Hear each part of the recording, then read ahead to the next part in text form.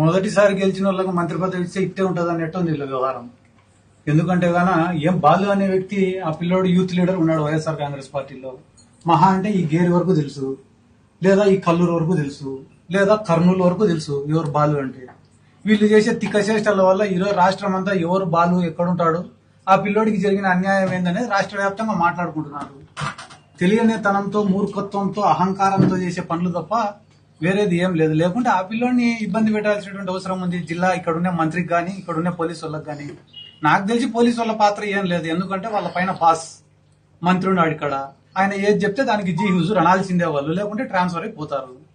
కాబట్టి వాళ్ళ బాస్ ఏం చెప్తాడు, ఒక మంత్రి పదవి ఇస్తే ఆయన జిల్లా గురించి, జిల్లా డెవలప్మెంట్ గురించి, కర్నూలు గురించి, కర్నూలు ప్రాంత ప్రజల గురించి ఆలోచించాలి. కానీ అంత పెద్ద హోదాలో కూర్చొని ఒక యువకుడి పైన, బాలు పైన, ఒక మధ్యతరగతి కుటుంబంలో ఉండే ఒక పిల్లోడి పైన పగబట్టడం, రివెంజ్ పాలిటిక్స్ చేయడం అంటే అది చేతగాని తనానికి ఉదాహరణ, నిదర్శనం అని చెప్పి చెప్పడం తప్ప అంతకు మించి నేనైతే ఏం చెప్పలేను.